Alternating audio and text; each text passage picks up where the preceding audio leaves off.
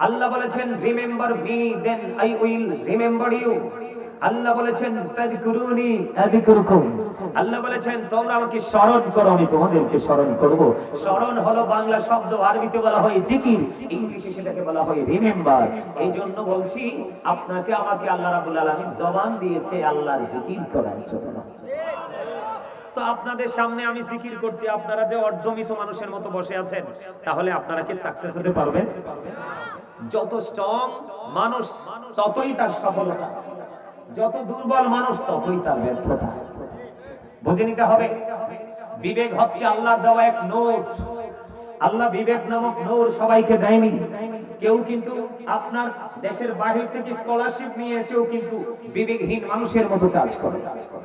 আবার কেউ কিন্তু কোনো প্রাতিষ্ঠানিক শিক্ষার সাথে সম্পৃক্ততা নেই, তার বুদ্ধি বিচক্ষণতার কাছে ওই সার্টিফিকেটওয়ালা কিন্তু কি হয়ে যায় অনেক সময় একবারে ধরাশায়ী অসহায় হয়ে যায়। কথা বলেন না কেন? এই জন্য আজকের জান্নাতের বাগান হচ্ছে বিবেকবান মানুষের জন্য, যারা সেন্স এবিলিটি সম্পূর্ণ পারসন তাদের জন্য। আমি আপনাদেরকে বলছি আমার যে মূল অপশনটা, ছোট্ট একটা টপিক আমি আপনাদেরকে শুরুতে দিয়ে তারপরে আমি আবার আলোচনা যাব। সম্মানিত উপস্থিতি, এই যে আমি জীবিত এবং মৃত দুটো মানুষের মধ্যে কম্পেয়ার করার কথা আপনাদেরকে বললাম, কেন বলেছি জানেন? বর্তমানে ইসলাম কিন্তু গরিব হচ্ছে, দিন যত যাচ্ছে ইসলাম তত গরিব হচ্ছে। ইসলাম যখন আবির্ভূত হয়েছিল তখন ইসলাম গরিব ছিল, তখন পৃথিবীর অবস্থা ভালো ছিল। আবার যখন ইসলাম যখন পরিপূর্ণ সৌন্দর্য যখন বিলিয়ে দিতে পেরেছি সবার মাঝে প্রত্যেকটা আনাচে কানাচে, তখন কিন্তু পৃথিবী আবার রহমত বরকতে ভরপুর ছিল। আজকে কিন্তু আবার ইসলাম গরিব হয়ে যাচ্ছে। পৃথিবীর প্রত্যেকটা প্লেস কিন্তু আমাদের প্রতিকূলে, আমাদের অনুকূলে নয়, ঠিক কিনা বলেন? যেমন জাস্ট এক্সাম্পল স্বরূপ যদি দেই, আপনারা আগে গাছে, আমরা আগে গাছের পেয়ারা একবারে পাকাইয়া খাইছি না? এখন কিন্তু একটু পাকলেই দেখা যায় দরজা জানালা কিছুই নেই, পেয়ারার মধ্যে পোকা। কামড় দিয়া দেখলাম আমি 100% খাইলাম একটা ধোকা। কথা বলে না কেন? বড়ুই আমরা আগে দাদির গাছের নিচের বড়ুই লাঠির দোকানি খাইয়া টোয়াইতে যাইতাম। এক সপ্তাহ আগে পড়েছিল, ওই এক সাইড নষ্ট হয়ে গেছে, আরেক সাইড ধুই আমরা খাইছি, পোকা ছিল না। আর এখন গাছের মধ্যেই হলুদ হয়ে আছে বড়ুই, আমি কামড় দিয়ে দেখলাম পুরোটাই কি। তো এগুলো কি? হ্যাঁ, এগুলো সোজা কথা, এক কথাই গজব। এই গজব এনেছে কে? আমরা। আরে বাপ রে বাপ, আমার চাচা ঠিক আছে, একদম স্ট্রংলি বলছে যে আমরা। আসলেই তো সত্য। সূরা ইউনূসের 44 নম্বর আয়াত খুলে দেখেন, আল্লাহ রাব্বুল আলামিন বলেছেন ইন্নাল্লাহা লা ইয়াযলিমুন নাসা শাইয়্যান ওয়ালাকিন্নান নাসা আনফুসাহুম ইয়াযলিমুন। আল্লাহ বলে দিয়েছেন আল্লাহ আল্লাহর বান্দার উপর কি করেন না? অত্যাচার। বান্দা নিজেই নিজের উপর অত্যাচার করে। যারা অত্যাচার করে তাদেরকে কি বলা হয়? আল্লাহ বলেছেন আল্লাহু লা ইউহিব্বুস সালিমিন। আল্লাহ যারা অত্যাচারী তাদেরকে আল্লাহ পছন্দ ভালো। ওমা লিযালিমিনা মিন আনসার। জালেমদের জন্য আল্লাহ কোনো সাহায্যকারীও। কথা কি আমার বুঝেন? আপনারা আমাকে ডিস্টার্ব করবেন না প্লিজ। এরা থাক, এদের মতো থাকুক, মানুষ দেখি আসুক, আসলে এরপরে এদেরকে কৌশল করে সবাই নিয়ে আসবো। এখন যেহেতু জায়গা খালি আছে, থাক এদের মতো। আমার কথা শোনেন, সম্মানিত উপস্থিতি, আমার দিকে তাকান। এই যে আমরা পাশাপাশি বসে আছি, আপনারা বসে আছেন, আমাদের নাম কি? মানুষ। কি ধর্মীয় দৃষ্টিকোণ থেকে আমরা মুসলমান, সেটা হচ্ছে আলাদা কথা, কিন্তু আসলে মূলত আদৌ আমরা কি? মানুষ। এটা হলো বাংলা শব্দ। এই মানুষটাকে যদি ইংলিশে আমরা বলি কি বলবো? ম্যান অথবা পারসন, তাই তো? আর আরবিতে আল্লাহর কোরআনের ভাষায় আল্লাহ কখনো বলেছেন ইয়া আইয়ুহান নাস, আবার কখনো বলেছেন ইয়া আইয়ুহাল ইনসান। এই মানুষটা কি? আমি সুস্থ এবং অসুস্থ মানুষ বোঝানোর জন্য আপনাদেরকে বলছি। যদি বিবেক ভালো হন, আজকের পরে আপনাকে আর কেউ বোঝাতে হবে না, অটো আপনার ব্রেন এটা সেটআপ থাকবে। এই মানুষটা হলো মাথা থেকে পা পর্যন্ত বডি স্ট্রাকচারটার নাম, এই বডিটার নাম, দেহটার নাম। এই মানুষটা কিন্তু আসল মানুষ নয়, এটা একটা জাস্ট ফর্মালিটি। এই মানুষটাকে যে মানুষটা পরিচালনা করছে, ওই মানুষটা কেমন করে ভিতরে আসলো, এটা সৃষ্টির কাছে অজানা। শুধু অজানা নয়, চির অজানা। এবং কোন দিন আবার এই দেহ থেকে, এই বডি থেকে আসল মানুষটা আবার বের হয়ে যাবে, এটাও সৃষ্টির কাছে চির অজানা। কথাকে ঠিক বুঝে আসে আপনাদের? তাহলে প্রত্যেকটা পার্সন কি ডবল? প্রত্যেকটা পার্সন কি? প্রত্যেকটা মানুষ কি এক না দুই? আপনি আমি আমরা সবাই কি দুই? এক নয়। একটা পার্ট বাহিরের, আরেকটা পার্ট ভিতরে দেহ, এবং এই ভিতরের মানুষটার সংক্ষিপ্ত নাম বলছি। আল্লাহর কোরআনের ভাষায় বলা হয় রূহ, ইংলিশে এটাকে বলা হয় সোল, বাংলাতে এটাকে বলা হয় আত্মা। আল্লাহ বলেছেন, say the soul is the order of my lord, only রূহু মিন আমরি রব্বি, first tense, present tense, future tense, অতীত, বর্তমান, ভবিষ্যৎ। আল্লাহ রাব্বুল আলামিন বলতেছেন আত্মাটা জাস্ট আল্লাহর ওয়ার্ডার, কি নির্দেশ। সুবহানাল্লাহ বলবেন না? এবার বোঝেন, আমার দিকে তাকান। আমরা যে অহংকার করি, আমরা যে প্রাউড ফিল করি, আসলে আমাদের পাওয়ার তো নাই। আমরা সকালে কি খেয়েছি, দুপুরে কি হবো সেটা আমরা জানি না। আজকে বেঁচে আছি, আগামীকালকে বেঁচে থাকবো কিনা জানি না। এখন আমরা এখানে আছি, একটু পরে কোথায় যাব সেটাও জানি না, ঠিক কিনা বলেন? আমি বাড়িতে আছি, আমার ফ্যামিলির সদস্যরা কোন অবস্থায় কি অবস্থা আছে সেটাও। তাহলে আপনার আমার প্রাউড ফিল করার, অহংকার করার এখানে কি আছে? কিছু, আমি তো কিছুই জানি না। তার মানে আপনি আমি হলাম আল্লাহর বাগানের ফুল। আল্লাহ যখন চাইবে গাছ থেকে সে ফুলকে ছিঁড়ে নিয়ে যাবে, তখন কি কোনো তর্ক চলবে? Just time, no argument, no complain, কোনো কিছুই চলবে। অল মেন উইল ডাই, সকল মানুষকে মরতে হবে, এটাই হলো সবচেয়ে বড় সত্য। এখান থেকে এড়িয়ে যাওয়ার কোন সুযোগ? কুল্লু নাফসিন যায়কাতুল মউত, এটা আপনাদের সবার মুখস্থ আছে না নাই? এবার আসেন, এই যে মানুষটা কখন হলো আবার কখন থাকবে না, আমি তিনটা সময়ের কথা বলেছি, পাস্ট, প্রেজেন্ট, ফিউচার, অতীত, বর্তমান, ভবিষ্যৎ। কয়টা? কয়টা সময়? এবার আসেন, এই যে আপনি আমি মানুষ হইলাম, আপনার একজনের নাম জলিল, একজনের নাম খলিল, একজনের নাম রহিম, আমি আব্দুল লাগাইলাম না, কি শর্ট করে বললাম। এখন এই মানুষটা যখন বাবা মায়ের মাঝে, তখন কিন্তু আসল মানুষটা রুহের জগতে। কোথায়? রুহের জগতে।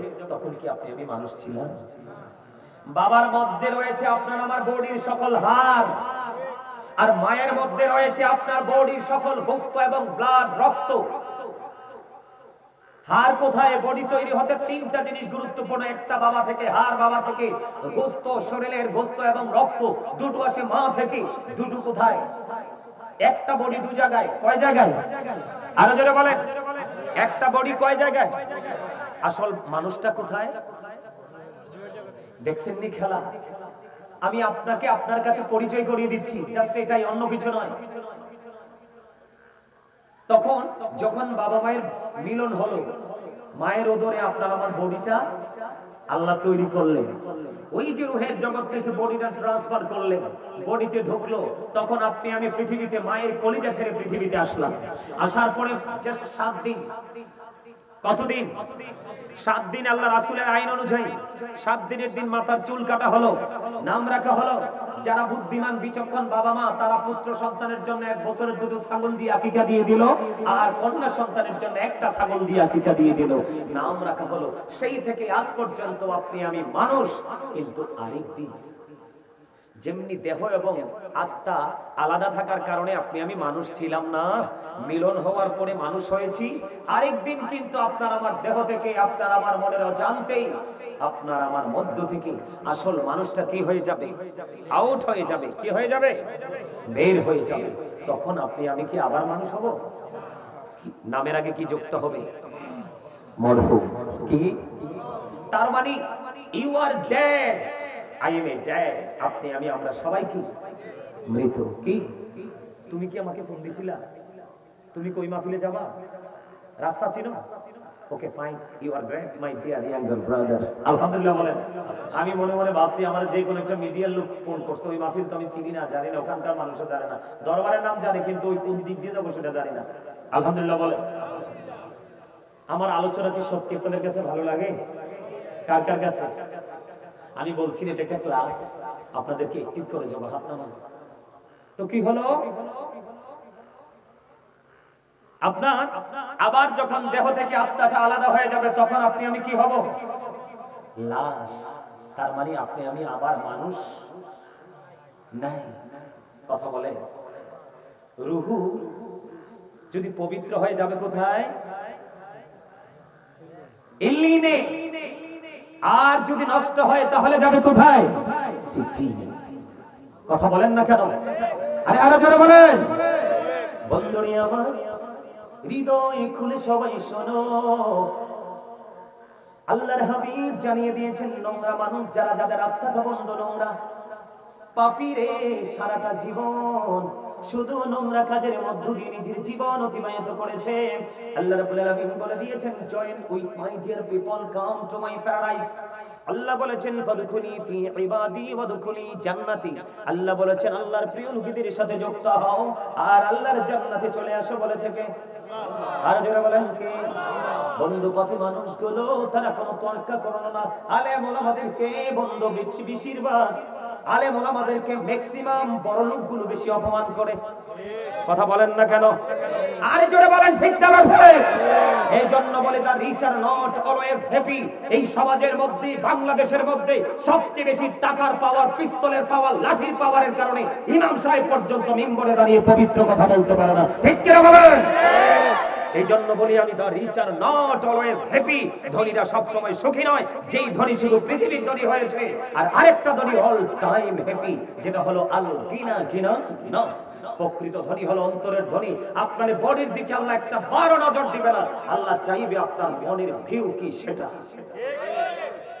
বন্ধুরে আমার, নোংরা মানুষ ফেরেশতারা আল্লাহর পক্ষ থেকে কুদরতি চট নিয়ে আসবে, চট তার জানটা বের করার জন্য। বলে হুজুর কেন গো? চট নিয়ে আসবে বন্ধু। হাদিস শরীফের মধ্যে সেটি, গোটা পৃথিবীর মানুষগুলো যদি মরে যায়, সবগুলো মরে যাওয়ার পরে যদি একত্রিত করা হয়, একত্রিত করার পরে সবগুলো প্রাণী পচে যে দুর্গন্ধ বের হবে, ওই দুর্গন্ধের চাইতেও আরো ভয়ঙ্কর দুর্গন্ধ বের হবে একটা নোংরা আত্মা থেকে বের করতে দেরি। বন্ধু এটাকে চট দিয়ে পেঁচিয়ে নিতে দেরি করবে না। আত্মা নিয়ে যখন চলে যাবে ওই আসমানের দিকে, আসমানের দরজা খুলে আবার বন্ধ করে দেবে, ওখান থেকে পাপী লোকের আত্মাটাকে নিক্ষেপ করা হবে। জোরে জোরে বলেন নাউজুবিল্লাহ। আরো জোরে, আরে আরো জোরে। বডি রাখার পরেই কবরে রাখা হবে। রাসূল সম্পর্কে প্রশ্ন করা হবে, উত্তর দিতে পারবে না। উত্তর দিতে যখন ব্যর্থ হবে, গায়েব থেকে আওয়াজ আসবে, এমন ভাবে মাটিকে বলবে চাপ দাও। চাপ দিতে দেরি একটা হাড়ের মধ্যে আর একটা হাড় ঢুকে যাবে। এই চিৎকার, হাহাকার, কান্না একেবারে পুরো ভয়ঙ্কর হয়ে উঠবে। কিন্তু আল্লাহ বলেছেন সাবধান হয়ে আসো, ফিউচার অত্যন্ত ভয়ঙ্কর। আল্লাহ রাব্বুল আলামিন বলেছেন লা ইয়ামুতু, people will not die that day. সেদিন মানুষ মরতে পারবে না। আল্লাহ বলেছেন ফিহা ওয়ালা ইয়াহিয়া, people will not be able to live that day. সেদিন মানুষ বাঁচতেও পারবে না। আল্লাহ বলেছেন ওমা হুমান হাবি গাইবিন, people will not be able to escape that day. সেদিন। আরে আরো খবর শুনেন, এখানে ক্ষান্ত নয়, ওখানে পিছলাতে পারবেন না। আল্লাহ বলেছেন ইন্না বাতশা রাব্বিকা লাশাদীদ। আল্লাহ বলেছেন the seizing of Allah is difficult. আল্লাহর ধরা, আল্লাহর পাকড়াও বড় শক্ত, বড় কঠিন। আল্লাহ বলেছেন ইন্নাল্লাহ সারিউল হিসাব, আল্লাহ is going to take account. আল্লাহ হিসাব গ্রহণে অত্যন্ত তৎপর। তবে সবচেয়ে বড় দুঃখজনক কথা হলো আল্লাহ রাব্বুল আলামিন বলেছেন, আল্লাহ রাসূল বলেছেন আউয়ালু মা ইউহাসাবু বিহিল আবদু ইয়াওমাল কিয়ামাতিস সালাহ। সর্বপ্রথম কোন বিষয়ের উপর প্রশ্ন করবেন? নামাজ। আজকে নামাজ কি পড়েন আপনারা? ওরে বাপরে বাপ, পাগল তো দুনিয়া নিয়ে। কি নিয়ে? আরে জোরে কোন? আমি বলছি না যে আপনি দুনিয়া নিয়ে পাগল হয়ে না, দুনিয়া নিয়ে তো ব্যস্ত হতে হবে না, জীবন জীবিকা আসবে কোথা থেকে? তবে আল্লাহ যেই সিস্টেম দেখিয়ে দিয়েছেন সেই সিস্টেম অনুযায়ী, কিন্তু আপনারা যে সিস্টেমটা অবলম্বন করেছেন সেটা আপনার জন্য গজব। সূরা আলে ইমরানের 185 নম্বর আয়াতের শেষ অংশে আল্লাহ বলে দিয়েছেন ওমাল হায়াতুদ দুনিয়া ইল্লা মাতাউল গুরুর। এই পৃথিবীর জীবন, এই দুনিয়ার জীবন একটা ধোঁকা, একটা প্রতারণা ছাড়া কিছুই নয়। এবার এখান থেকে চলে যাব কোরআন শরীফের 19 পারা সূরা শুআরা 88 নম্বর আয়াতে আল্লাহ রাব্বুল আলামিন বলে দিয়েছেন ইয়াউমা লা ইয়ানফাউ মালু ওয়ালা বানুন। আল্লাহ রাব্বুল আলামিন বলে দিয়েছে আপনার ধন সম্পদ, সন্তান সন্ততি কিচ্ছু কাজে লাগবে না। আল্লাহ একদিকে বলছে আপনার যে লালসা সেটা ধোঁকা, আরেকদিকে বলছে ধোঁকা থেকে আমি জমা করে রাখছি কার জন্য? সন্তানের জন্য। একদিকে মাল, আরেকদিকে সন্তান। দাদা কি বলেন? মানে আল্লাহ কয় দুটোর একটাও কোনো কাজে। তো কি করতেছেন? আর জোরে বলেন না, কি করতেছেন?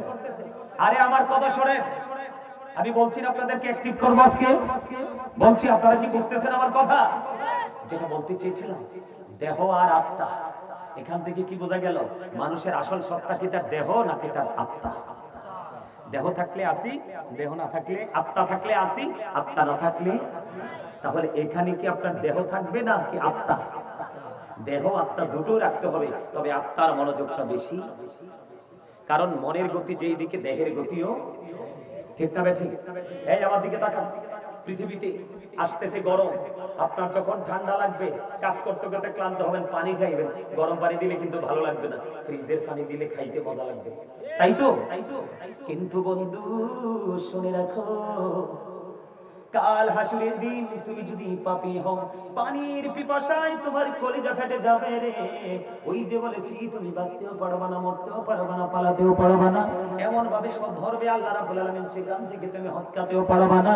বন্ধু, গরম পানি, এত উত্তপ্ত গরম পানি তোমার মাথা দিয়ে ঢেলে দেওয়া হবে, এটা পেটের মধ্যে ঢুকবে, দুই রানের মধ্যখান দিয়ে সব কিছু লিকুইড হয়ে বের হয়ে যাবে, তুমি প্র্যাকটিক্যালি দেখতে পাবে রে, কিন্তু তোমার কিছু করার থাকবে না। নাউজুবিল্লাহ বলেন না? খবরটা খারাপ না? তো এটা শুনলে তো নাউজুবিল্লাহ বলতে হয়। এবার আসেন বন্ধু, এই দুনিয়ার মধ্যে ইনকাম যত বেশি, খাবারের কোয়ালিটি তত ভালো।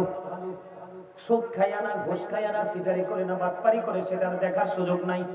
আমার দরকার মুখরোচক খাবার, ঠিক নেই? আরে এটা দি মাথে না, কি তো হইছে? অসুস্থ না, ঘুমে ধরছে? এই চা দেনি দে, গরম গরম চা। হুজুরের লগে বলি কে দুর্বল খায়, হ্যাঁ? একটু বেশি চিল্লাচিল্লি করা লাগে, বেশি লাড়াচাড়া দেওয়া লাগে, তখন দর্শকরা কয় না ঠিক আছে, ঠিক না বেঠে?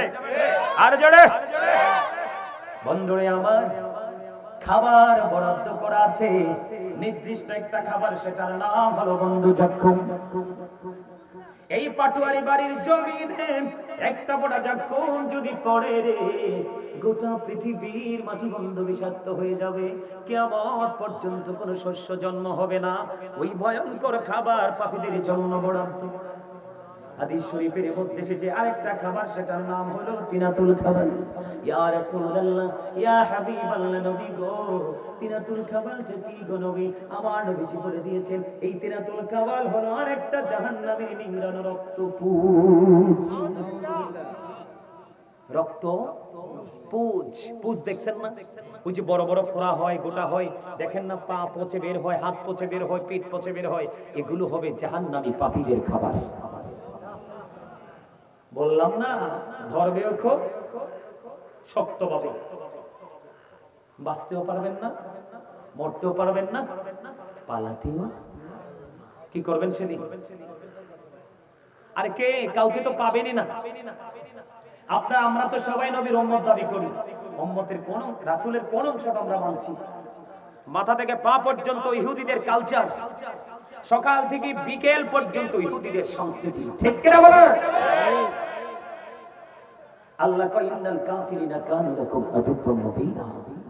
আল্লাহ বলে the heretics are the eternal enemy of the believers। ঈমানদারদের প্রকাশ্য শত্রু হলো বেঈমানেরা। কারা? আজকে মাথার চুল কাটার স্টাইল ইহুদিদের স্টাইল, দাড়ি রাখার স্টাইল ইহুদিদের স্টাইল, প্যান্ট পরার স্টাইল ইহুদিদের স্টাইল। কথা বলেন না কেন? নারীদের পোশাক পরার, ড্রেস পরার স্টাইল পুরো বেঈমান কাফেরদের স্টাইল। কয় কি? দোকানে যায়, মার্কেট করতে যায়, যায় কয় কি? কয় অনলাইন কালেকশন। কেমন বেহায়ার বেহায়া, কেমন নিলজ্জ নিলজ্জ, কও অনলাইন কি? মনে রাখবা, তোমারে অনলাইন করে সিস্টেমে ঢুকাইয়া দেওয়া হবে আগুনের চুলায়। কথা বলেন না কেন? চিৎকার করবা, হালকার করবা, লাভ হবে না। তোমাকেও কি করা হবে? অনলাইন করা হবে। মৃত্যুর সময় অনলাইনে ইহুদিদের চেহারায় শয়তান আসবে, ঈমান হারা হয়ে কবরে যাবে। হাদিস শরীফ তো দাদা, ঠিকটা বলেন? বানাইয়া কথা বলার অভ্যাস গাজী সুলাইমানের নাই। আপনি মানলে মানেন, না মানলে না, কিন্তু আমার বলার মধ্যে কোনো ইনশাআল্লাহ গলত কেন বলছি জানেন না, আমার কথাগুলো একটু খারাপ খারাপ, কারণ এখন প্রেমের মানুষ নাই তো, নষ্ট মানুষ চোখ করলে দেখা যায়, বেনামাজি, সুদখোর, ঘুষখোর, সিটার, বাটপার, ইমাম সাহেবরা দেখলে মুখ কালা করে লুকায়। আল্লাহ কয় ইন্নামা ইয়াখশাল্লাহা মিন ইবাদিহিল উলামা। আল্লাহ বলে পৃথিবীর মধ্যে যত বান্দা আছে, এই বান্দাগুলোর মধ্যে আল্লাহকে যারা ভয় করে তারা হলো হক্কানি আলেম। তুমি সলিমুদ্দিনের ফুলা কলিমুদ্দিন আলেমদেরকে ইজ্জত দিলে দাও, না দিলে তবে দিলে তোমার লাভ, দিলে কি? আল্লাহ কইছে আমার প্রিয় লোকেদের সাথে যুক্ত হওয়ার আমার জান্নাতে। পাপীদের জন্য কি খাবারের কথা বললাম, ভয়ঙ্কর খাবার কয়েকটা, কারণ আমার মূল বিষয় সামনে রয়ে গেছে। আর যারা জান্নাতি হবে, আল্লাহর প্রিয় লোকের সাথে যুক্ত হয়ে তারা প্রিয় হয়ে কবরে যাবে। আল্লাহ বলতেছেন ইন্না রাব্বিহিম ইউযাকুন। আল্লাহ রাব্বুল আলামিন ওই প্রিয় লোকেদের জন্য জান্নাতি খাবার বরাদ্দ করে রাখছে। শুধু খাইবেন আর খাইবেন, একটা ঢেকুর আসবে, মজা যাবে, পায়খানা প্রস্রাবের কোনো ব্যাগ হবে না। আওয়াজ করে বলেন না সুবহানাল্লাহ। মজা লাগে না খবরটা? আরে জান্নাতের ওয়াজ করি না, টোটাল ছাইড়া দিছি। কেন জানেননি? কার কাছে করব? সব মিয়া ম্যাক্সিমাম শয়তান। এই যে মুরব্বিগুলো দেখেন না, এই মুরব্বিগুলোর অন্তরে কিন্তু আল্লাহ রাসূলের প্রেম ভালোবাসায় ভরা। এই যুবকটিও আমার লাগে সব দিয়ে রাগ করব। বর্তমান বাংলাদেশের ম্যাক্সিমাম যুবক যুবতীদের অন্তর হিংসা, নোংরামি আর আত্মগরিমায় ভরা। কথা কন না কেন? ভুল কথা কইছি? হাইয়া আলাস সালাহ বললে মুরব্বিরা হাঁটতে পারে না, মসজিদের দিকে যায়, ঠিক না বেঠে? আর যুবকেরা রাতে 3টা বাজে মিয়া দেহি বাসপুরার ভিতরে মোবাইল চায়, রাত্র 3টা বাজে, এনে ফেতনিও নাই। আমি কই দেখ দেখ, আমার গাড়িতে লোকগুলো কই দেখ দেখ, এদিকে ঘুম আসেনি চোখে, বা একদম নিঝুম বাসটা, এদিকে 3-4টা মোবাইল চাইতেছে। নাউযুবিল্লাহ কইতেন না? আরে আরো জোরে, আরো জোরে। হ্যাঁ, আচ্ছা আমি আমার মূল বিষয়টার দিকে একটু যাই। এই বিষয়টার সাথে অনেকগুলো জিনিস যুক্ত হবে, বিশেষ করে যুবকদের কাজে যাইয়া পড়বো। তোমরা আবার রাগটা হইও না, মুরব্বীরা কিন্তু এই সমস্যার মধ্যে নাই, তোমরা আসো। এই জন্য আমারই কিছু কথা তোমাদের দিকে যাবে, তোমরা রাগ হইও না। যদি চালাক বা বুদ্ধিমান হও, তোমরা এগুলো চিন্তা করবা, কারণ তোমরা কেউ আমার শত্রু। আমি আজকে কি হেডলাইন দিয়েছি জানো? আমি বলেছি ইয়া আইয়ুহাল্লাযীনা আমানু কু আনফুসাকুম ওয়া আহলিকুম নারা। আল্লাহ বলেছেন O believers, save yourself and your families from the fire. আল্লাহ ঈমানদারকে বলেছেন তুমি জাহান্নাম থেকে বাঁচো এবং তোমার পরিবারকে জাহান্নাম থেকে বাঁচাও। এদিকে এসে বলে আলহামদুলিল্লাহ কর না কেন? আর জোরে আরে আলহামদুলিল্লাহ কয় না কি রে? এটাও তো জিকির। আর জোরে। আমার একটা ওয়াজ করতে কইছে আজকে, নামাজ লইয়া। কি লইয়া? এখন কি ওয়াজ করব? নামাজ করার পরেও দি মানুষ সুদ খায়, নামাজ পড়ার পরেও যে দি বিচারে চা খাইয়া হেসাডারে মিশা করে, যে বেটা রায় পাওয়ার কথা এর রায় না দিয়ে উল্টা দিকে রায় দিয়ে দেয়। আছে না নাই? নামাজ পড়া যাইয়া ফুলা মারে ভাত না দিয়া শাশুড়ির জন্য লুকাইয়া লুকাইয়া টিফিন বক্স দিয়ে পাঠাই দেয়। কথা কি ঠিক না ঠিক? মার্কেট করতে গেছি, ঈদের মার্কেট, মাঠটাকে কিনবি, এইটা ফরজ, এইটা না করে শাশুড়ি আর শ্বশুরের জন্য, শালির জন্য, শালার জন্য ব্যাকল হগল জানে না। শ্বশুরের পায়ের নিচেও জান্নাত নাই, শাশুড়ির পায়ের নিচেও জান্নাত নাই, মার পায়ের নিচে জান্নাত। Paradise of the side under the feet of the mother. মায়ের পায়ের নিচে সন্তানের জান্নাত, ঠিক কিনা বলেন? ইন্নাল জান্নাতা তাহতা আকদামিল উম্মাহাতিকুম। সুবহানাল্লাহ বলেন না? আর জোরে। যাক, তারপরে কর্তৃপক্ষের মনের আশা একটু ওয়াজটা করাই লাগবে, এছাড়া কোনো উপায় নেই, ঠিক না? বন্ধুরে আমার, আল্লাহ রাব্বুল আলামিন সূরা আনকাবুতের মধ্যে বলে দিয়েছেন ইন্নাস সালাতা তানহা আনিল ফাহশাই ওয়াল মুনকার। হাদিস শরীফের দিকে নজর দিয়ে দেখলাম আপনার আমার প্রাণের নবী বলে দিয়েছেন আসসালাতুল খামস ওয়াল জুমআতু ইলাল জুমআ ওয়া রমাদানু ইলা রমাদান মুকাফফিরাতুল লিমা বাইনাহুন্না ইযা তুনিবাতিল কাবাইর। বন্ধু মজা করে শুনবেন, প্রাণ উজাড় করে শুনবেন, বিশেষ করে যুবক তোমাদেরকে বলছি রে, তোমরা প্রাণ খুলে কথাগুলো শোনো। আজকের পর থেকে যদি তোমরা এগুলো মেনে চলতে পারো, তাহলে কাল হাসুরের দিন ভয়ঙ্কর যে পরিবেশ তৈরি হবে, ওই ভয়ঙ্করতা তোমাদেরকে টাচ করবে না, কারণ আল্লাহর আরশের নিচে তোমাদের জায়গা হয়ে যাবে। আরেকটা দেখতে চেহারাটা কত সুন্দর, এটা সুবহানাল্লাহ কইলো না তো? এমনি সাইয়ে দিছে। আরে শাস্তো ভাই ঠকলি তো। এই সুবহানাল্লাহ মানি হলো জান্নাতীদের ফল। জান্নাতের বাগানে যারা আসছে আমরা মেহমান, আল্লাহ রাসূল বলেছেন এই সুবহানাল্লাহ শব্দটা হলো জান্নাতের মেহমানদের জন্য জান্নাতি খাবার। আওয়াজ করে বলেন না সুবহানাল্লাহ। এই সুবহানাল্লাহতে দেহের শান্তি মিলবে না, মিলবে রূহের শান্তি। প্রত্যেকটা পার্সন কি ডবল না? আপনাকে প্রতিদিন খাবারও জোগাড় করতে হবে ডবল। কি? একটা হলো দুনিয়ার খাবার যেটা দেহের খাবার, পৃথিবীর সব জায়গায় পাওয়া যায়, কিন্তু রূহের খাবার পৃথিবীর সব জায়গায় পাওয়া যায় না। রূহের বাজারে গেলে আজকের বাজার হলো রূহের বাজার। আর খোরাক নিবা তুমি তোমার টিচার থেকে। সুবহানাল্লাহ কয় না? আরো জোরে। বন্ধুরে আমার সংক্ষিপ্ত করে একবারে ছোট্ট একটা টপিক তোমাদেরকে আমি বানিয়ে দিব, আপন করে হৃদয়ে ধারণ করে ব্রেইন সেটআপ দিয়ে বাড়ি নিয়ে যাবা। এই গাঠুরি সুন্দর করে যত্ন করে রেখে রেখে প্রতিদিন তুমি এটাকে বাস্তবায়ন করবা, তাহলে নগণ্য থেকে তুমি হয়ে যাবে ধন্য। আমার রাসূল আল্লাহ বলতেছেন ইন্না সালাতা তানহা আনিল ফাহশাই ওয়াল মুনকার, নামাজ মানুষকে খারাপ কাজ থেকে, অশ্লীল কাজ থেকে বাঁচিয়ে রাখে, অন্যায় অপরাধ নোংরামি দুষ্টামি থেকে বাঁচিয়ে রাখে। আবার হাদিস শরীফের দিকে নজর দিয়ে দেখলাম বন্ধু, আমার নবী জানিয়ে দিয়েছেন সালাতুল খামস, পাঁচ ওয়াক্ত নামাজ, ওয়াল জুমআতু ইলাল জুমআ ওয়া রমাদানু ইলা রমাদান। এখানে ক্ষান্ত হয়ে গেলাম।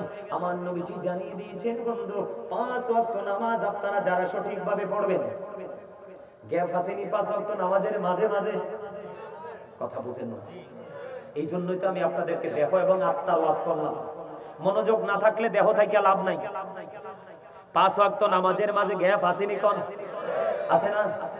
আমার নবীজি বলেছেন পাঁচ ওয়াক্ত নামাজ সঠিকভাবে পড়ার কারণে ওই গ্যাপের গুনাহ কাফারা হয়ে যাবে।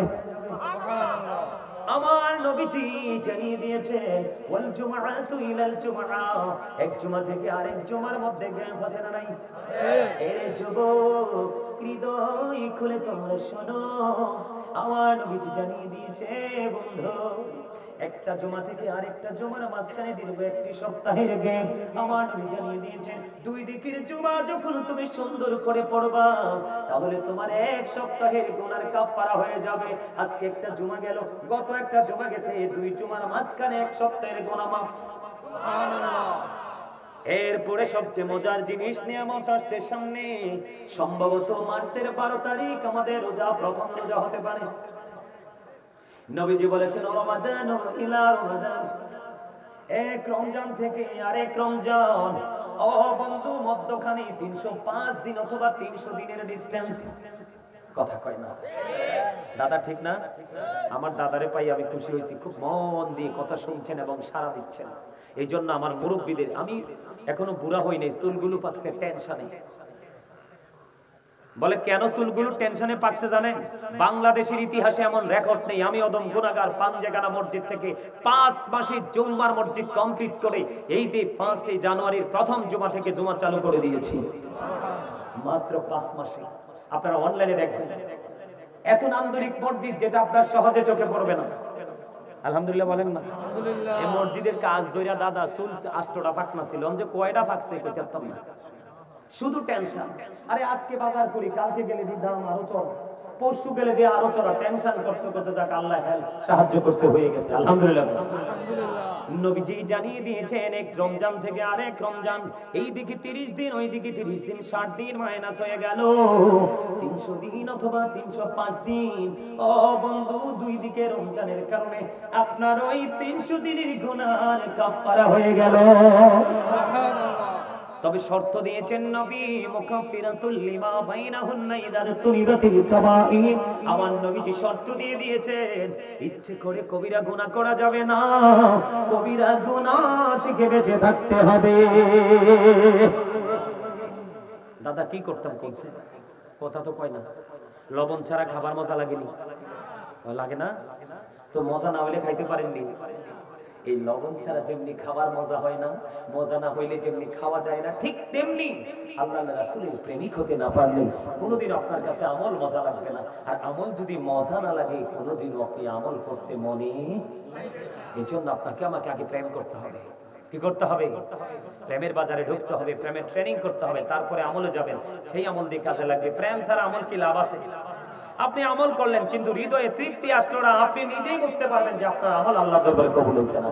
বিশেষ করে জুম্মার দিনে যে অসভ্যতা, এই মুসলমান যে কেমনে আল্লাহ এই দুনিয়াতে পয়দা হইলো আর মাথায় ধরে না। ইমাম সাহেব খুতবা দিতে লাগলে দৌড়ে আসে, কি করতে যায়, আবার সালাম ফিরাইতে দেরি গেটে যুদ্ধ শুরু হয়ে যায়, কার আগে কি বের হইবে। এই ডিজিটাল মুসল্লির জন্য কোনো বেনিফিট নাই। বেনিফিট কার জন্য জানেন?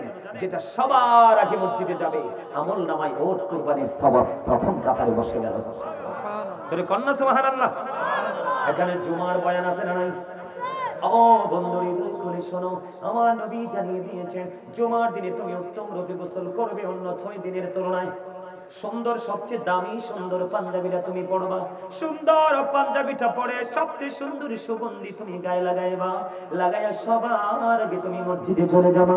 আল্লাহর হাবিব সরকারে মদিনা তিনি জানিয়ে দিয়েছেন যেই ব্যক্তি জুমার দিনে সবার আগে মসজিদে যাবে এবং সবার পরে মসজিদ থেকে বের হবে, মসজিদের দরজা থেকে বের হয়েছে যখন তার বাড়ির দিকে রওনা দিবে, তার যতগুলো কদম লাগবে রে, প্রত্যেকটা কদমের বিনিময়ে আলাদা আলাদা করে 1 বছরের নফল ইবাদতের সওয়াব দেওয়া হবে। তার মানে আপনার বাড়িতে যাইতে লাগলো 100 কদম, কয়শো? তাহলে 100 কদমের বিনিময় 100 বছরের নফল ইবাদতের সওয়াব। তাহলে আগে গেলে লাভ না পরে গেলে? পরে গেলে শুধু লস আর লস। আপনাদেরকে আজকে আমি বলে দিই, যারা জুমার দিন ইমাম সাহেব মিম্বরে দাঁড়িয়ে গেল, খুতবা দেওয়ার জন্য দাঁড়িয়ে গেল, এমন সময় যারা মসজিদের মিম্বরে ইমাম সাহেব দাঁড়িয়ে গেল খুতবা হাতে নিয়ে, বন্ধু আপনি নামাজ পড়তে চলে গেলেন, ইচ্ছে করে দেরি করেছেন, কারণ আপনার মধ্যে অনেক অহংকার গেটআপ কাজ করে, জাস্ট ফর্মালিটি মেইনটেইন করেছেন, সবাই যায় আমিও যাচ্ছি এটা মনে করে গেলেন।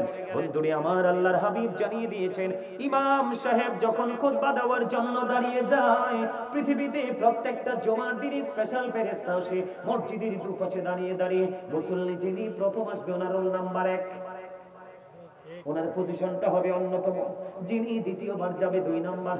দাদা ঠিক নেই? এমনি করে করে যেই ফেরেশতারা তোমার নোটবুক স্পেশাল নোট হাজিরা খাতায় জুমার মুসল্লি হিসেবে তোমার নামটা লেখা হয়, তুমি যে জুমার দিনে সবার পরে মসজিদে চলে গেছো, ওই যে স্পেশাল ফেরেশতাদের হাজিরা খাতায় তোমার নামটা উঠলো না। বলে হুজুর কেন গো? না ওঠার কারণ হলো যেই ফেরেশতাগুলো আজকে লিস্ট করার জন্য এসেছে, ওই ফেরেশতাগুলো বন্ধু তিনি কি করলেন, সঙ্গে সঙ্গে ইমাম সাহেব দাঁড়াইতে দেরি নোটবুকটাকে বন্ধ করে ইমাম সাহেব খুতবা শোনার জন্য দাঁড়িয়ে গেছে। তাহলে আপনি কি হতভাগা না? কপাল পোড়া না? কেন আপনি ইচ্ছে করে কপাল পড়েছেন? এটার জন্য দায়ী কেউ নয়। মনে রাখবেন আল্লাহ বলেছেন ওয়ালিল্লাহি মা ফিস সামাওয়াতি ওয়া মা ফিল আরদ ওয়ালিল্লাহি তুরজাউল উমুর। আল্লাহ রাব্বুল আলামিন জানিয়ে দিয়েছেন আকাশ এবং পৃথিবীর মধ্যে যা কিছু আছে সবই আল্লাহর, সব কিছু আল্লাহর দিকে ফিরে যাবে। বন্ধু তুমি কেন অহংকার করছো? তুমি জানো তোমাকে মরতে হবে, এই জন্য বলছি তুমি নামাজ ঠিকভাবে পড়ো, তোমার সব কিছু বন্ধু ক্লিয়ার হয়ে যাবে। আমার দিকে তাকাও। একদিন ঈসা রুহুল্লাহ তিনি কি করলেন? তিনি রাস্তা দিয়ে হেঁটে যায়, হঠাৎ করে তিনি দেখতে পাইলেন, হঠাৎ করে বন্ধু তিনি দেখতে পাইলেন আশ্চর্য ধরনের একটা পাখি, তিনি নিজেই নিজে গাটা ধুলাবালির মধ্যে ময়লা করছে। ময়লা করা শেষ হলো, হঠাৎ করে কাছে গিয়ে আরেকটা পুকুরের মধ্যে বা জলাশয়ের মধ্যে তিনি গোসল করতেছে একটা পাখি। একবার গোসল করলেন, আরেকবার ময়লা করলেন, এমনি করে করে একবার ময়লা করে আরেকবার ধৌত করে ঈসা রুহুল্লাহ দাঁড়িয়ে গেলেন, চিন্তা করতেছেন ব্যাপার কি, কারণটা কি, এটার মানে কি। আল্লাহ রাব্বুল আলামিনের পক্ষ থেকে পাঠিয়ে দিলেন ফেরেশতা, এসে ঈসা রুহুল্লাহকে একটা ডাক দিয়ে বললেন, ও আল্লাহর নবী, আশ্চর্য হওয়ার কিছুই নাই, এটা হলো আখিরি নবীর উম্মতের নিদর্শন। চুরি চুরি বলেন না সুবহানাল্লাহ। কার নিদর্শন? আখিরি নবী সরকারে মদিনা, যাকে বলা হয় নবীদের নবী, ইমামুল মুরসালিন, আখিরি নবীর উম্মতের নিদর্শন কেমন রে? কেমন হলো? আখিরি নবীর উম্মত যখন গুনাহ করবে তার শরীরটা ময়লা হয়ে যাবে, যখন তিনি ফজরের নামাজ দাঁড়াবে তখন তার গুনাহগুলি মাফ হয়ে যাবে, আবার জোহর পর্যন্ত সে মনের অজান্তে অপরাধ করে ফেলবে, আবার তার শরীরটা ময়লা হয়ে যাবে, আবার যখন সুন্দর করে জোহরের নামাজ পড়বে ওই পাখির মতো তার শরীর থেকে ময়লাগুলো দূর হয়ে যাবে। ওই পাখিটা 5 বার ময়লা করলেন, 5 বার শরীরটা ধুইলেন। আমাদের জন্য তো 5 ওয়াক্ত নামাজ বরাদ্দ করেছেন আমার আল্লাহ, ঠিক কিনা বলেন? মেরাজে যখন রাসূল গেলেন আমাদের জন্য আল্লাহ মেরাজ দিলেন। নামাজ কিন্তু মুমিনের জন্য জান্নাতের চাবি, নামাজ কিন্তু মুমিনের জন্য মেরাজ। নামাজ হলো মুমিন পবিত্র অন্যায় কাজ থেকে বেঁচে থাকার মতো বড় অস্ত্র। কথা বলেন না কেন? আমার নবীজি বলে দিয়েছেন, যেই ব্যক্তি বন্ধু তার কারো বাড়ির সামনে যদি একটা পুকুর থাকে বা কূপ থাকে, তাহলে সে যদি এই কূপের মধ্যে দৈনিক 5 বার গোসল করে, পুকুরের মধ্যে 5 বার গোসল করে, তার শরীরের মধ্যে কোনো ময়লা থাকবে না। তোমরাও যদি আমার উম্মত, আল্লাহর হাবিব জানিয়ে দিয়েছেন উম্মতগুলোকে, তোমরা যদি 5 ওয়াক্ত নামাজ পড়ো তাহলে তোমাদের আমল নামায় কোনো গুনাহ থাকবে না। সুবহানাল্লাহ। বন্ধুরে আমার হৃদয়ের জানালা খুলে তোমরা সবাই শোনো, আমাদের উপর 50 ওয়াক্ত নামাজ আল্লাহ বরাদ্দ করলেন। কয় ওয়াক্ত? মুসা নবী কিন্তু ষষ্ঠ আসমানে ছিলেন। আমার নবী যখন মেরাজে যায়, উর্ধ্ব জগৎ গমন করতেছেন, ষষ্ঠ আসমানে কিন্তু মুসা নবীর সাথে প্রেম বিনিময় হয়েছে, কথোপকথন হয়েছে, সালাম বিনিময় হয়েছে। আল্লাহর কাছ থেকে ফিরে আসলেন। আসার পরে মুসা কালিমুল্লাহ প্রশ্ন করলো, আল্লাহর নবী গো, আল্লাহ আপনাকে কি দিলেন? কয় আমার উম্মতের জন্য মেরাজ। কয় ওয়াক্ত? কয় 50 ওয়াক্ত। কয় না না, আপনার উম্মত 50 ওয়াক্ত নামাজ আদায় করতে পারবে না, তারা দুর্বল হয়ে যাবে। আমার নবী সুপারিশ করলেন। করতে করতে করতে করতে বন্ধু 45 ওয়াক্ত মাইনাস হলো। আল্লাহর হাবিবের কাছে দরখাস্ত, আল্লাহর হাবিব আল্লাহর কাছে বললেন, আল্লাহ গো, আমার উম্মতের জন্য বরাদ্দ দেন কয় ওয়াক্ত? আল্লাহ সেটা গ্রহণ করলেন। আল্লাহ রাব্বুল আলামিন গ্রহণ করার পরে, সমর্থন করার পরে বললেন, হাবিব আমি আপনারটা গ্রহণ করে নিলাম, তবে আমি আল্লাহ কথা দিয়েছি আমার বান্দার জন্য 50 ওয়াক্ত নামাজ। আপনার উম্মতগুলো সঠিকভাবে যদি 5 ওয়াক্ত নামাজ পড়তে পারে, তাহলে তাদের আমলনামায় 50 ওয়াক্ত নামাজের সওয়াব যাবে। জোরে জোরে বলুন না সুবহানাল্লাহ। শীতের দিনে আপনাদের এলাকায় গাছের পাতা ঝরেনি? ঝরে? ঝরেনি? সব গাছের পাতা না। যারা বলছেন না সব গাছের না, তারা রাইট। আর যারা বলছেন সব গাছের, তারা বললে ফেলছেন আর কি, চিন্তা করেন নাই। তাল গাছ আর নারকেল গাছের পাতা কি ঝরে শীতের দিনে? এটা টাইম হইলে ঝরে পড়ে। নারকেল গাছের পাতা তো চুল্লা থাকলেও পড়ে না। পড়ে? কথা কর। খেজুর গাছেরটা কি পড়ে? পরে বাপে ঝুললে ওঠাই না 6 মাস। আরো যেরকম একটু একটু আপনাদেরকে হাসালাম কেন জানেন? যেন আপনারা দুর্বল না হন। বলে হুজুর গাছের পাতা জড়ার সাথে আপনার আলোচনার সম্পৃক্ততা কি? হযরত আবু যর রাদিয়াল্লাহু তাআলা আনহু থেকে হাদিস কানা বর্ণিত। আমার নবী শীতের দিনে বের হলেন। বের হওয়ার পরে তিনি চাইয়া দেখলেন গাছের পাতা বিরামহীন ভাবে জোরে জোরে পড়ছে। যখন তিনি দেখতে পেলেন গাছের পাতা বিরামহীন ভাবে জোরে জোরে পড়ছে, নবীজি গাছের ডাল ধরলেন, আবু যরকে একটা ডাক দিলেন। হযরত আবু যর উত্তর দিলেন, লাব্বাইকা ইয়া রাসূলুল্লাহ, আমি হাজির। নবীজি বললেন, হে আবু যর, চাইয়া দেখো শীতের কারণে শুষ্ক হয়ে গাছের পাতা বিরামহীন ভাবে জোরে জোরে পড়ছে। আল্লাহর প্রিয় হাবিবের উম্মতগুলো, আল্লাহর বান্দাগুলো, আমরা তার মানে আমরা যখন নামাজের মাধ্যমে আল্লাহর কুদরতি কদমে সিজদা দিব, ওই শীতের দিনের গাছের পাতার মতো আমাদের আমলনামা থেকে গুনাহগুলো ঝরে যাবে। তাহলে নামাজে লাভ না লস? নামাজের আরেক নাম হলো জিকির। কি কথা কয় না? সুবহানাল্লাহ বল আল্লাহর জিকির, আলহামদুলিল্লাহ বল আল্লাহর জিকির, লা ইলাহা ইল্লাল্লাহ বল আল্লাহর জিকির, আল্লাহু আকবার বল আল্লাহর জিকির। সৎ কাজের জন্য কাউকে ডাকা আল্লাহর জিকির, অসৎ কাজের জন্য বারণ করা এটাও জিকির। নামাজ পড়া হলো আল্লাহর জিকিরের জলসা, কারণ যেটা একই জায়গায় দাঁড়িয়ে এবং বসে সম্পূর্ণ করা হয়। ওমর খোদা আমার লেখা একটা গজল শুনতে চায়? ঠিক আছে, গাইবো।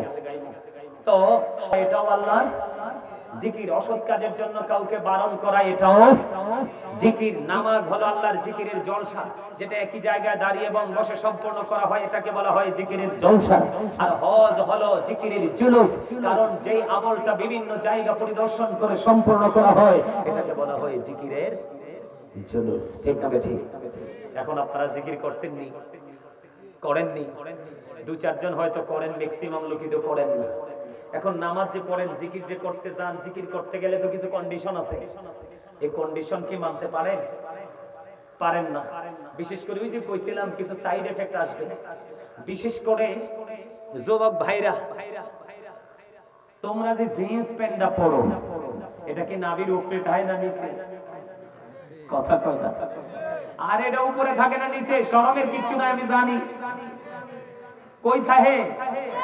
আরো জোরে যুবকরা কাও। নাভির কমপক্ষে 3 থেকে 4 আঙ্গুল নিচে, ঠিক না? নিচে দিয়া শুধু টাকটুর নিচে না, একবারে মুরার নিচে, ফ্যানের তলা খয় আর জুতা ইনটেক, ঠিক না? ঠিক বলে হুজুর কেন আসলেন এখানে? কারণ নামাজের সাথে সম্পৃক্ততা আছে পোশাকের।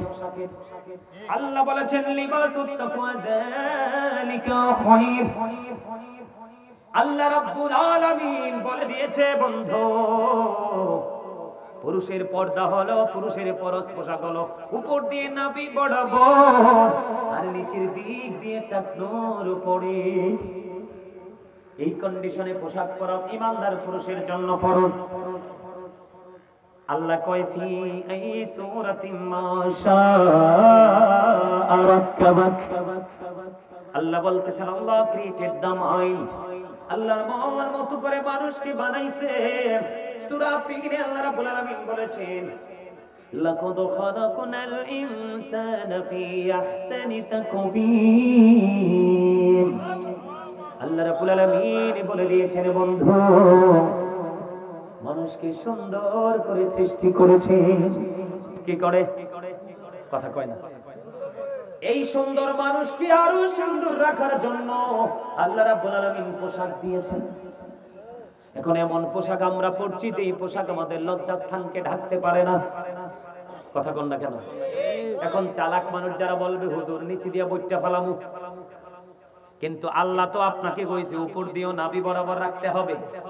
আমি মাইন্না নিলাম আপনি নিচে দিয়া বটে ফেলবেন, কিন্তু উপর দিয়া হাজার চেষ্টা করলেও উপরে তোলা যাবে না, কারণ এটা জন্মই হয়েছে ছোট্ট হয়ে। কথা কয় না? বলে হুজুর কেন? আমার নবীজি মসজিদের মধ্যে অবস্থান করতেছে, হাদিস শরীফের মধ্যে এসেছে নবীজি দেখলেন এক ব্যক্তি এসে ওযু করে নামাজের নিয়ত বেঁধে ফেললেন।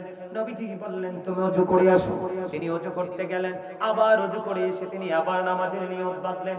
নবীজি আবার বললেন তুমি ওযু করে এসো। তিনি আবার ওযু করে এসে নামাজে দাঁড়ালেন। আবার আপনার আমার প্রাণের নবীকে বলা হলো, নবীজি নামাজে দাঁড়ালেন, আবার নবীজি বললেন তুমি ওযু করে আসো। তৃতীয়বার নবীকে প্রশ্ন করা হলো ইয়া রাসূলুল্লাহ বারবার কেন বলছেন ওযু করার জন্য? নবীজি বলেছেন সে যে নামাজ পড়তে এসেছে শরীয়তের যে সীমারেখা সেটা কি করছে? ওভারটেক করেছে। এই পোশাক পরে নামাজ পড়লে নামাজ দিয়ে আল্লাহ পর্যন্ত পৌঁছাতে পারবে না, কারণ নামাজের জন্য নির্দিষ্ট একটা পোশাক রয়েছে। তাহলে আপনাকে আমাকে কি করতে হবে? লুঙ্গি বলেন, প্যান্ট বলেন, পায়জামা বলেন, ট্রাউজার বলেন, যেটাই বলেন উপর দিয়ে নাভি বরাবর আর নিচে দিয়ে টাকনুর। ঠিক আছে নি? বুঝে আসছে? আর পবিত্র হতে হবে। আপনারা তো যেভাবে ঠুসঠাস করে যে প্রস্রাব করে পানি খরচ করে নামাজ পড়তে চলে আসেন, আল্লাহ রাসূল বলেছেন লা তাকবালু সালাতুম বিগাইরি তুহুর ওয়ালা সাদাকাতুম বিন কুলুল। আল্লাহ রাসূল বলেছেন পবিত্রতা ছাড়া ইবাদত কবুল হয় না, আর হালাল টাকা না হইলে দানও কবুল। তাহলে আমাদেরকে নামাজ পড়ার পূর্বে আমাদেরকে সচেতনতা অবলম্বন করতে হবে কি হবে না? আরো জোরে বলেন না, হবে কি হবে না?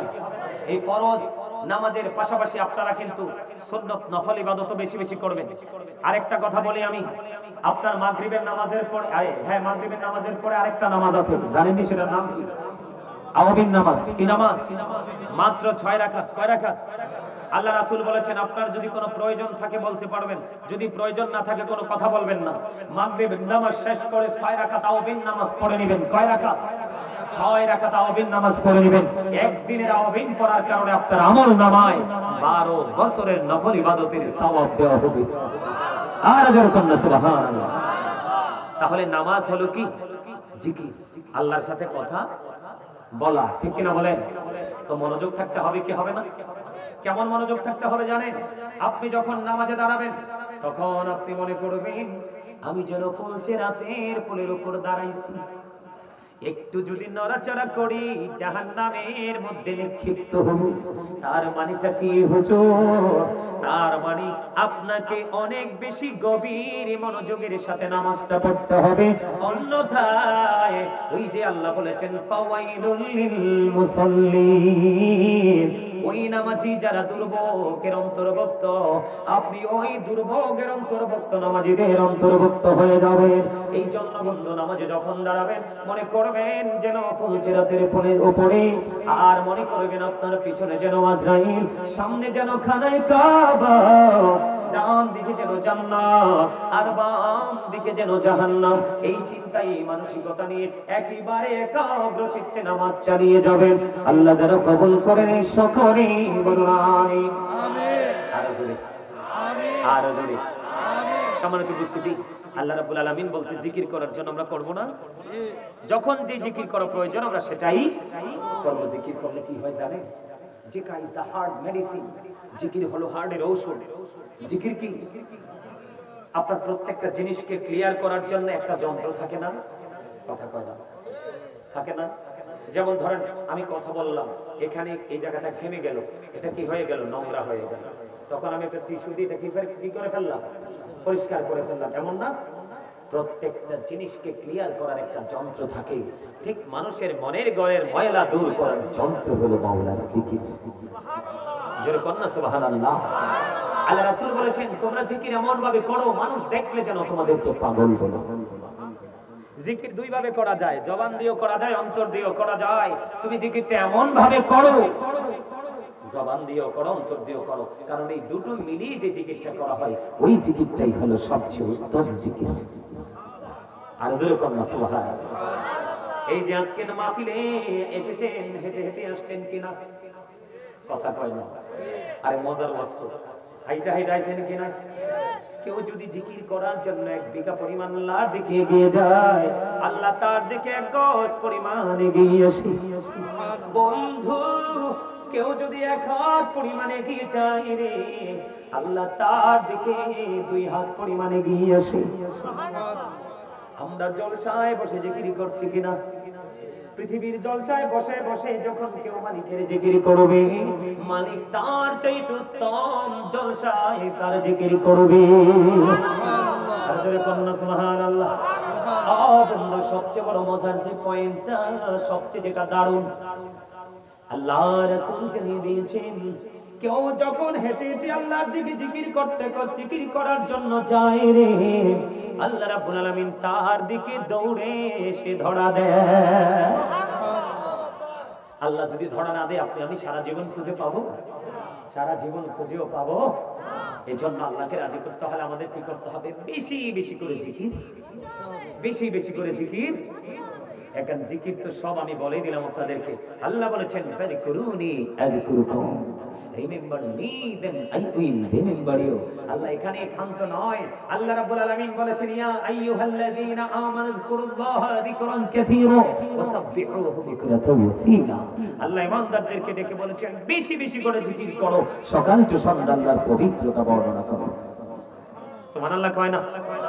জিকির করার কিন্তু কোনো কন্ডিশন নেই। ফাযকুরুল্লাহা কিয়ামান, দাঁড়িয়ে দাঁড়িয়ে জিকির করো, রুকুউদান বসে বসে জিকির করো, ওয়া আলা যুনুবিকুম শুই শুই জিকির করো। তারপরেও জিকির বন্ধ করা বন্ধুরে আমার, সবচেয়ে বড় মজার জিকির হলো নামাজ। যেই নামাজ আল্লাহর সাথে কথা বলা হয়, যেই নামাজ জান্নাতের চাবি হয়ে আসে, যেই নামাজ মেরাজ হয়ে আসে রে, যেই নামাজ, যেই জিকির মানুষকে সকল নোংরা কাজ থেকে বন্ধ বাঁচিয়ে রাখে, ওই জিকির আমাদের জীবনে বেশি বেশি করা প্রয়োজন। আরো জোরে বলেন ঠিক না বেঠিক? আল্লাহর হাবিব বলেছেন তোমরা যখন জান্নাতের বাগানে আসা যাওয়া করো, তখন ওখান থেকে তোমরা ফল খেয়ে নিও। ইয়া রাসূলুল্লাহ, জান্নাতের বাগানের ফলটা কি? আমি কি একটু বলবো?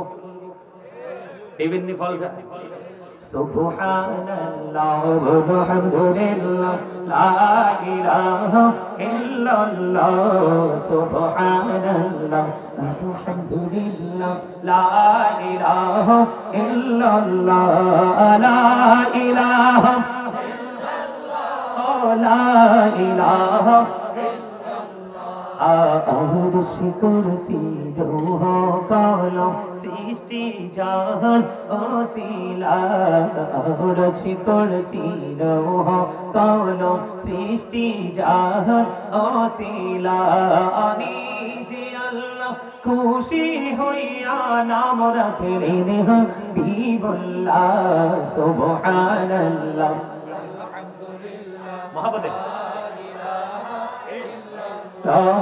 সুবহানাল্লাহ ওয়ালহামদুলিল্লাহ লা ইলাহা লা ইলাহা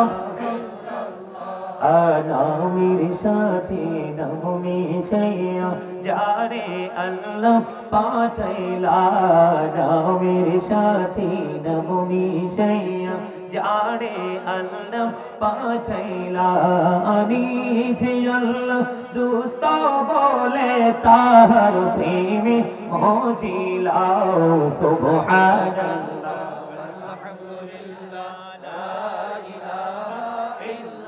লা সুবহানাল্লাহ মুহাম্মাদে লা ইলাহা লা ইলাহা শাহাদাতের বাণী ঠোঁটে আসিলেন কামলি বলা শাহাদাতের বাণী ঠোঁটে আসিলেন কামলি বলা মক্কাতে ফুটিল রবি নরে মিন্ন রে আলা সুবহানাল্লাহ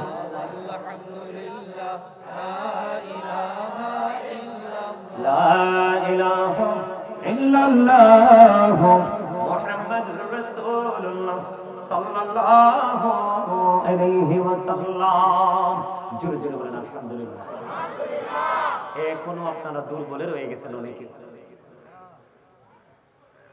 এই মিয়া কতটা মনোযোগের সাথে জিকির করতে হবে কতটা মনোযোগের সাথে নামাজ পড়তে হবে জানেন ইমাম বুখারী নামাজে দাঁড়ানোর পরে ওনাকে বিষাক্ত ভিমরুল পোকা কামড় দিলেন কিন্তু ওনার ওই বিষাক্ত পোকার কামড়ের বিষে ওনাকে কিছু করতে পারলেন না নামাজ যেমনি ধরছেন তিনি নামাজ শেষ করেছেন করার পরে উনি ওনার ছাত্রকে বললেন জুব্বাটা একটু উঠিয়ে দেখো তো কি জুব্বাটা উঠানোর পরে দেখলেন বিষাক্ত পোকা ওনাকে 10টা কামড় দিছে কয়টা ছাত্র তো পুরো অবাক হুজুর আপনাকে একটা একটা করে 10টা পোকা কামড় দিল আপনি কেমন করে নামাজ চালিয়ে গেলেন তখন ইমাম বুখারী বললেন আমি যখন নামাজে দাঁড়িয়েছি আমি যখন কোরআন তেলাওয়াত শুরু করেছি নামাজের মধ্যে কোরআন তেলাওয়াতের মধ্যে আমার এত গভীর মনোযোগ ছিল এত প্রেমে পড়ে আমি নামাজ পড়তেছিলাম বিষাক্ত পোকার কামড় আমার হৃদয় পর্যন্ত আসতে পারেনি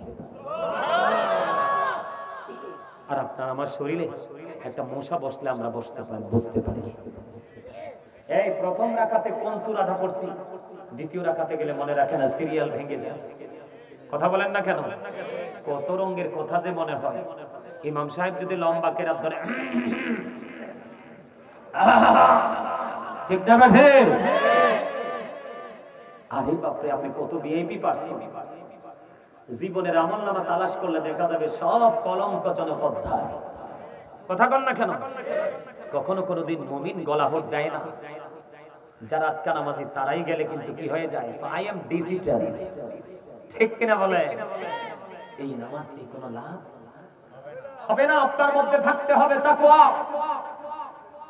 আপনি ইমানদার হওয়ার পরে আপনার মধ্যে ভয় ঢোকাতে হবে কি ঢোকাতে হবে যদি আপনি 100% ইমানদার হওয়ার পরে আপনি যদি অন্তরে ভয় ভীতি সৃষ্টি করতে পারেন তাহলে দেখবেন আপনার মধ্যে কি সৃষ্টি হয়ে যাবে আমলের প্রতি শ্রদ্ধা আল্লাহর প্রতি শ্রদ্ধা ভালোবাসা এবং ভয়ঙ্কর যে পরিবেশ একটা বরাদ্দ করা আছে জাহান্নাম এবং জাহান্নামের বাকি অংশগুলো এগুলোর প্রতি যখন আপনি এগুলো নিয়ে চিন্তিত হবেন তখন দেখবেন আমল করতে আসলে আর আপনার ফিরে যেতে ইচ্ছে করবে না জানেন জিকিরে কিন্তু অনেক ফজিলত জিকিরে যেই ফজিলতের কথা বলে শেষ করা আমি সংক্ষিপ্ত কিছু বলেছি আপনাদেরকে আজকের এই মাহফিলটাও কিন্তু জিকিরের একটা জলসা কিসের জলসা জিকিরের জলসা আপনারা কেউ কি বলতে পারবেন যে আপনাদের আমলনামায় গুনাহ নাই কথা কম। আমি যদি এখন বলি নিষ্পাপ কে আছেন, কেউ কিন্তু সাহস করে হাত তুলবে না। এখন যদি বলি গুনাহগার কে আছেন, সবাই আমার আগে হাত তুলবে, ঠিক না? আমরা যেহেতু নিজেদেরকে নিচু জঘন্য মনে করি, গুনাহগার মনে করি, তাহলে আমাদের উচিত আমাদেরকে এই পবিত্র জলসাতে এসে একত্রিত হয়ে আল্লাহর কাছে আমাদের কি করা, দরখাস্ত করা, ঠিক কিনা বলেন? এই যতক্ষণ পর্যন্ত আপনার আমার অন্তরে ভয় সৃষ্টি না হবে, ততক্ষণ পর্যন্ত কিন্তু আমরা আল্লাহর কাছে অনুতপ্ত হতে পারবো না। আর অনুতপ্ত যতক্ষণ পর্যন্ত হতে না পারবো, ততক্ষণ পর্যন্ত মুক্তির কোনো সম্ভাবনা নেই। আল্লাহ রাসূল বলেছেন, আপনি যদি ভয় করে পরকালের কথা চিন্তা করে আল্লাহর দরবারে হিসাব দিতে হবে, বিভিন্ন ধরনের ভয় ভীতি অন্তরে সৃষ্টি করে আপনি যদি কান্না করেন, মাসির মাথার সমপরিমাণ, কিসের সমপরিমাণ? মাসির মাথার সমপরিমাণ চোখের পানি যদি আপনার চোখ থেকে বের হয়ে যায়, আল্লাহ রাসূল বলেছেন আপনার জন্য জাহান্নামের আগুন হারাম হয়ে যাবে। আর জোরে কম না সুবহানাল্লাহ, আর জোরে কম না সুবহানাল্লাহ। তাহলে আমাদের কি করা উচিত? ক্ষমা চাওয়া উচিত না? আর জোরে বলেন না। বন্ধুরে আমার, জুহাইনা গোত্রের এক মহিলা ব্যভিচারের মাধ্যমে সন্তান ধারণ করলেন। মহিলার পেটের মধ্যে বন্ধু সন্তান চলে আসলো। সন্তান চলে আসার পরে ওই মহিলার বাবা রাসূলের কাছে নিয়ে আসলেন, ইয়া রাসূলুল্লাহ, ইয়া হাবিবাল্লাহ, নবী গো, নবী গো, আমার এই মেয়েটা ব্যভিচারের মাধ্যমে সন্তান কনসেপ্ট করে ফেলেছে, এখন আমি কি করব? বুঝে নেবেন। বন্ধুরে আমার, নবীজিকে যখন নবীজির কাছে নিয়ে আসলেন, নবীজি আবার বাবাকে বললেন, তোমার মেয়েটা নিয়ে তুমি বাড়ি চলে যাও, সুন্দর করে লালন পালন করো, যত্ন করতে থাকো। যখন তোমার মেয়েটা সন্তান প্রসব করবে, তখন আমার কাছে নিয়ে এসো। দেখতে দেখতে সময় চলে গেল, বাচ্চা প্রসব হলো। বাচ্চা প্রসব হওয়ার পরে রাসূলের কাছে যখন নিয়ে আসা হলো, তখন নবীজি বললেন, তার পরনের কাপড় দিয়ে তাকে শক্ত করে বাঁধো। তারপরে বললেন, তার জন্য গর্ত খনন করো। তার বডিটা বাঁধা হলো। ও বন্ধু, গর্ত খনন করা হলো। গর্তের মধ্যে ঢুকে পাথর মারতে থাকলো। পাথর মারতে মারতে মারতে মারতে ওই পর্যন্ত পাথর মারতে থাকলো, যতক্ষণ না পর্যন্ত মহিলাটার মরণ না হয়। পাথর মারতে মারতে বন্ধু মহিলাটা মৃত্যুবরণ করলো। কিন্তু যদিও পাপী, সে কিন্তু ঈমানদার, আল্লাহ মেনেছে, রাসূল মেনেছে, পরকালের প্রতি বিশ্বাস করেছে, আসমানি সকল কিতাবের প্রতি, সহিফাগুলোর প্রতি, ও বন্ধু আসমানি সকল ফেরেশতার প্রতি যেই যেই জায়গায় ঈমান আনা দরকার সে সব জায়গায় ঈমান এনেছে, কিন্তু অপরাধ করে ফেলেছে ভয়ঙ্কর। তখন মহিলাটা মৃত্যুবরণ করলো। সবাই চিন্তিত হয়ে গেল, কে রে মহিলার জানাজা পড়াবে? কারণ তাকে আর মাজা পর্যন্ত গর্তের মধ্যে গেড়ে মৃত্যু নিশ্চিত করেছেন যে রাহমাতুল লিল আলামিন। ওনার সামনে কারো জানাজা পড়ার এত বড় সাহস নেই। কথা বলেন না কেন? সবাই চিন্তিত হয়ে গেল বন্ধু। পরে দেখা গেল নবীজি তার জানাজা পড়ার জন্য দাঁড়িয়ে গেলেন। তার জানাজার কাজ সম্পূর্ণ হয়ে গেল। সাহাবায়ে কেরাম আশ্চর্য হয়ে গেলেন। হযরত ওমর ছিলেন অত্যন্ত দূরদর্শী, আপনারা তো জানেন, অত্যন্ত সাহস ছিলেন, অত্যন্ত নমনীয়তার সাথে আদবের সাথে প্রাণের নবীকে প্রশ্ন করলেন, ইয়া রাসূলুল্লাহ, ইয়া হাবিবাল্লাহ, যাকে পাথর নিক্ষেপ করে মারা হলো তার জানাজা আপনি পড়ে দিলেন, নবী গো, আসলে সমস্যার সমাধান কোথায়? আমাদের মধ্যে কি একটা কনফিউশন শুরু হয়ে গেছে, চিন্তা হয়ে গেল। নবীজি তার জানাজা পড়ে গেল, রহস্যটা কি? নবীজি সঙ্গে সঙ্গে জানিয়ে দিলেন, রে ওমর, ওই মহিলা যে তওবাটা করেছে, মদিনার 70 জন পাপীকে ভাগ করে দিলে 70 জন পাপীর ক্ষমার জন্য যথেষ্ট হয়ে যাবে। সুবহানাল্লাহ। বুঝতে পারছেন নি? এবার এত জঘন্য পাপ করার পরেও তার তওবার পাওয়ার ছিল তো বেশি। আপনি আমি তওবা করব, জীবনে অতীতে যে গুনাহ করেছি সব গুনার জন্য সব সময় লজ্জিত থাকব, জীবনে কোনো দিন আর পাপ করব না, সেই প্রতিশ্রুতি দিব। দেব কি দিব না? যার হক নষ্ট করেছি, সম্ভব হলে ধীরে ধীরে তার কাছ থেকে তার হক যা আছে তা ফিরিয়ে দিয়ে আমরা কি করব? তার কাছ থেকে ক্ষমা চেয়ে নিব। এবং হারাম খাবার খেয়ে বডিটাকে মোটা তাজা করেছি, এই হারাম গ্রস্ত শরীর থেকে আবার পুনরায় খসাতে হবে। এইরকম শক্ত তাকওয়া নিয়ে যদি আমরা তওবা করতে পারি, তাহলে আমাদের সেই তওবা দিয়ে আমরা পরিত্রাণ পাবো। ঠিক কিনা বলেন? খালিস তওবা। এখন আমরা তো নামাজই পড়ি না, তওবার শিক্ষা পাবো কোত্থেকে? আমরা তো নামাজই পড়ি না, জিকিরই করি না। এই যে আমি দুরূদ পড়লাম, তেমনি কেমন জানি দুর্বল দুর্বল ছিলেন, এই জন্য আপনাদেরকে আমি দুর্বল বলেছি।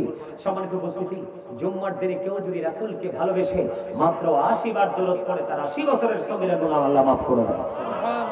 দুরূদ পড়তে গিয়ে কোনো কষ্ট হয়? প্রাণ ভরে মন মজি দুরূদ পড়া যায় না? বন্ধুরে আমার, দাইলামি শরীফের মধ্যে এসেছে হাদিসখানা। হাদিসের রাবী হলেন হযরত আনাস রাদিয়াল্লাহু তাআলা আনহু। আমার নবী, আপনার নবী, দো জাহানের বাদশা নবী সরকারি মদিনা, তিনি বন্ধু করে দিয়েছেন, তিনি জানিয়ে দিয়েছেন, কেউ যদি নবীকে ভালোবাসিয়া প্রতিদিন যদি 1000 বার দরুদ পড়তে পারো, নবীজি বলেছে জান্নাত না দেখা পর্যন্ত তার মরণ হবে না।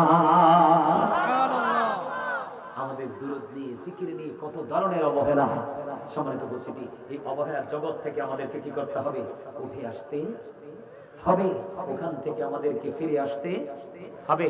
এখন বর্তমানে আমাদের মধ্যে আরেকটা সবচেয়ে বড় ভয়ঙ্কর একটা বেদী আমাদের মধ্যে প্রকাশিত হয়েছে, বলবো?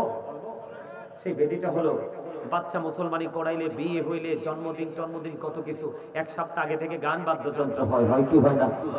এই গান বাদ্যযন্ত্র বেড়ে যাওয়া মুসলমানের মধ্যে, এটা কিয়ামতের আলামত। কিসের আলামত? আরো জোরে বলেন। আল্লাহ রাসূল বলেছেন, গানের আসরে যাওয়া পাপী লোকের কাজ, গান থেকে মজা নেওয়া ফাসিকদের কাজ। কি? কান লাগাইয়া গান শোনা কার কাজ? ফাসিকদের কাজ। আর গান থেকে, গান শোনার পরে কেউ যদি কয় ইস ফ্যান্টাস্টিক, তার মানে মজা পাইছেন, এই কথা বলতে দেরি আপনি যেন কুফরি করে ফেললেন।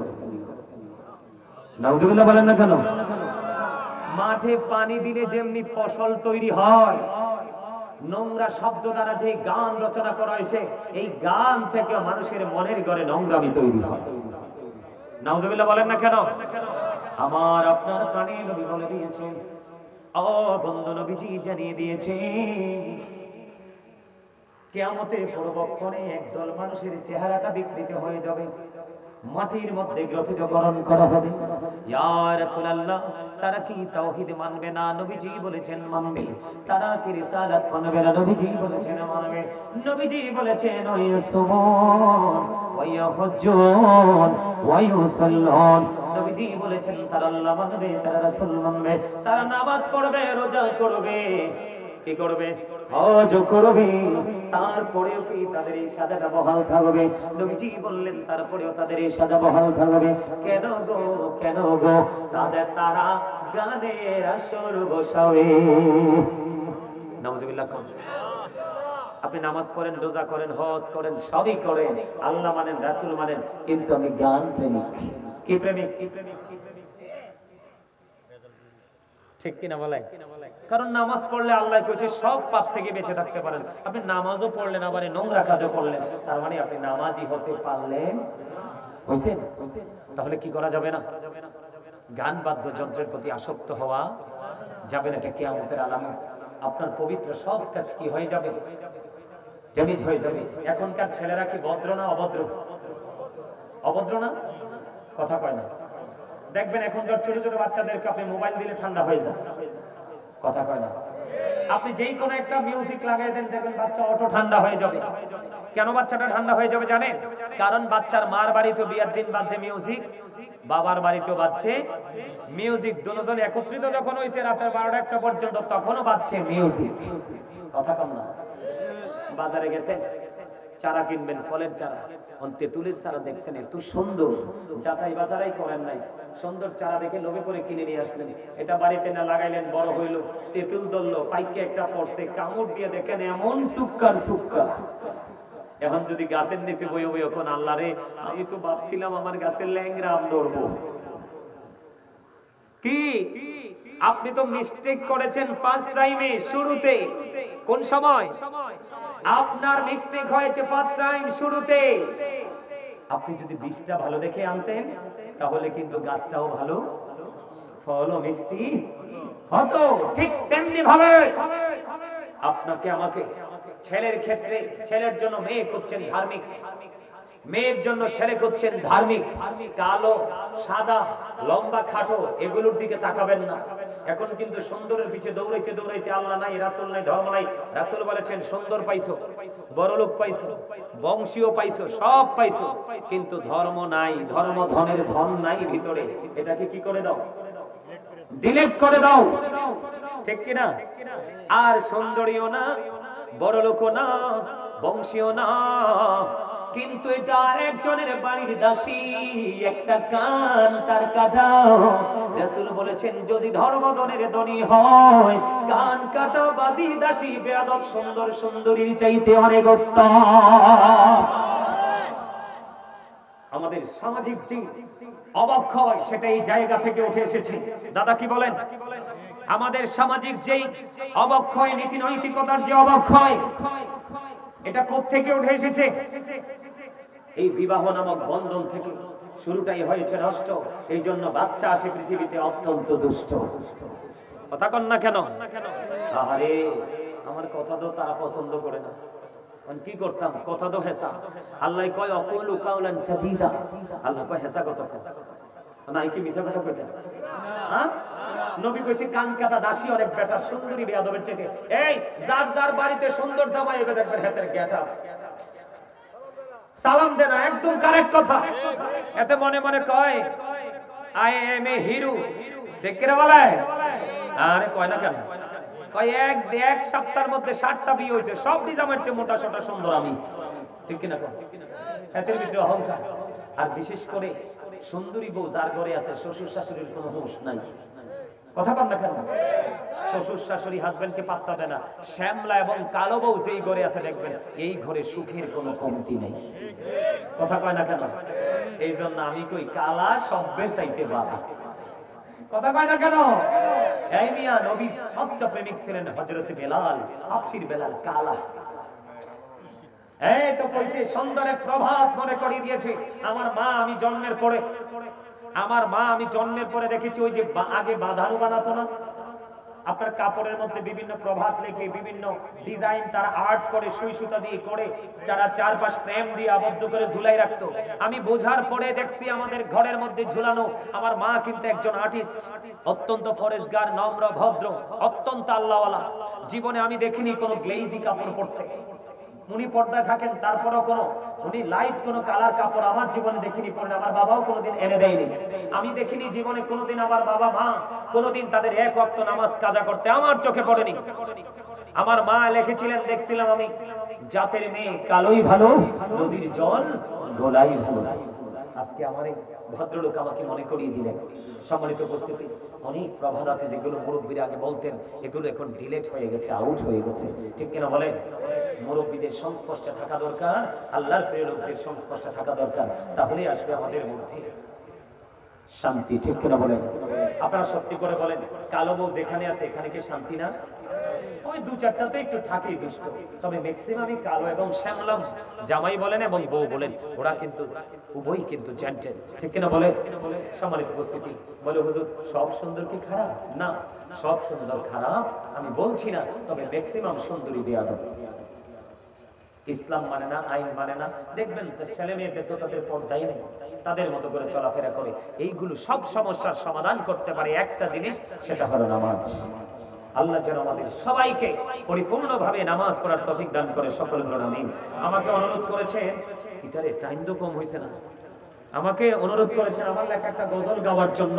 আমি একটা গজল গাইবো, তারপরে আমি আমার আজকের মাহফিল, আমার আলোচনা শেষ করব। আপনারা কি সবাই তাবারুক আছে? হ্যাঁ, ও মা, আমি তো ভাবছি তাবারুক নাই। তাবারুক আছে, বিরিয়ানি নাকি? বিরিয়ানি, মাশাআল্লাহ। এটা কি দিছো?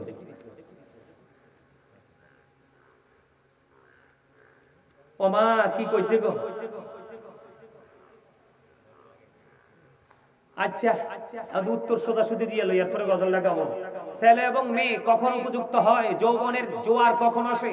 মেয়েরটা বুঝবে মা, ছেলেরটা বুঝবে বাবা। কথা বুঝে নেবেন, আমার একদম সোজা, একদম ডাইরেক্ট হিসাব। কেউ কিন্তু 20 বছরও কি করে না, কেউ কিন্তু 20-25 বছরও কি করে না বাবা মাকে বিরক্ত করে না কেউ, কিন্তু আবার 14-15তেই কিন্তু কি করে, বাবা মাকে জ্বালায়, আমারে পোলা হোক মেয়ে হোক, বাবা মা দেখবেন ছেলে মেয়ের কন্ডিশন বোঝে, গইলে বিয়ে দিয়ে দিবেন, নাইলে বিয়ে করাই দিবেন, সোজা উত্তর কি? এই হুজুর কি দেখো, হ্যাঁ না আমি কি বলছি, আপনারা বাড়ি গিয়ে বিবেচনা করবেন। আরেকটা হলেও, হ্যাঁ সরকারে আপনি লেহালেইটা করেন না, তো সরকার আইতো না আপনার বাড়িতে। আপনি যখন দেখবেন দুষ্ট প্রকৃতি, তখন আপনি এটা করে দিবেন, কিন্তু আপনি লেখালেখি করেন না, কথা রাখবেন, পরে সব হইব সময় মতো, ঠিক কিনা বলেন? এই কি রে কালা আমার কাছে কর, আরে কস না কি মুনাজাতের জন্য পিতা, আরে দূর বেটা, পৌনে 2 ঘন্টার কাছাকাছি আলোচনা করতেছে, তোরা কি বলদ নাকি? এখন আনসার প্রশ্ন আমার দিকে তাকান। মহিলাদের দেন মুখর বর্তমানে ম্যাক্সিমাম পুরুষরাই দিতে চায় না, তাদের সামর্থ্য থাকার পরেও কিন্তু দেয় না। ছোট্ট একটা হাদিস বলবো, যাদের বিবেক আছে তারা বুঝে নেবেন, যার বিবেক নেই তার কোনো কি চাই, ওয়াজ নসিহত কিচ্ছু নাই। আমার দিকে তাকান, আল্লাহ রাসূলের হাদিস, যেই নারী বিয়ের পরে 5 লাখ 10 লাখ 2 লাখ 1 লাখ 3 লাখ কি হলো, আপনার কাবিন হলো, কি হলো, আপনি 50,000 20,000 1 লাখ যাই দিলেন, আপনি আপনার সিস্টেম অনুযায়ী উসুল দিয়ে দিলেন, বিবিকে টাচ করার আগে কিন্তু নিয়ম দেন মোহর দেওয়া। হুজুর কি বলেন? মোহরানা পরিশোধ করা বিবিকে টাচ করার আগে দিতে হবে। কি করার আগে? ভাসুর গড়ে যাওয়া বিবিকে টাচ করার আগে একটা পুরুষই মোহরানার টাকা দিতে হবে। এখন আপনি প্রশ্ন করবেন যে হুজুর আমি তো 10 লাখ টাকা কাবিন করছি, কি করেছি? আমি 10 লাখ টাকা কাবিন করছি, আমার পক্ষে দেওয়া সম্ভব নয়। আপনি 10 লাখ টাকা কাবিন করতে হবে, ওখানে গেছেন কেন? আপনি তো সুন্দরী বউ দেখছেন, মনে করছেন আরে হগলের চেয়ে আমার বউটা সুন্দরী, সবাই বলবে, এই লোভে গেছেন, এলাকা আপনার নাকটা হরাই দিছে। এটার জন্য দায়ী আপনি, এটার জন্য দায়ী কে? আপনি। আল্লাহ রাসূল বলেছেন, যেই স্বামী ইচ্ছে করে তার বিবির মোহরানা দিল না, বিবিও তাকে মাফ করলো না, ইন্তেকাল করার আগে তাকে কাল কিয়ামতের মরার পরে কাল হাসরের তাকে জিনাকারীদের অন্তর্ভুক্ত করে জাহান্নামে দেওয়া হবে। জোরে বলেন নাউজুবিল্লাহ। আপনি যদিও বৈধ সংসার করেছেন, আপনার এক ঘোরামির কারণে আপনার ঠিকানা হবে জিনাকারীদের সাথে। আওয়াজ তুলে কোন নাউজুবিল্লাহ। সম্মানিত উপস্থিতি, অল্প সময়ের মধ্যে আমি আলোচনা শেষ করছি। কিসের কালেকশন? আমি 1 টাকা কালেকশন করতে পারবো না। আমি এই যে 2 ঘন্টা হচ্ছে, আমি কি মানুষটা রোবট? বারবার বলছি যে আরেকটা প্রোগ্রামে যাব, আপনারা আগে বলেন নাই কেন যে কালেকশন করতে হবে? আমি 10 মিনিট আলোচনা করে আপনাদেরকে কালেকশন করে দিতাম। 2 ঘন্টা আলোচনার পরে আসছেন আপনারা কালেকশন করতে, 9টায় আসছি, 11টা বাজে। আপনারা মনে করেন হুজুররা কথা বলতে বলতে বলতে এদের জান বাইরে যাক। ওই আমার আগে যে আলোচনা যিনি করছেন উনি বলে গেছেন, যতদিন পর্যন্ত ব্রেইন আছে, শক্তি আছে, ততদিনই ভালোবাসবেন। এখন আমি বৈশা যাই, আমাকে কেউ হিসাবও করবেন না। এই ক্যামেরা ক্লোজ কর।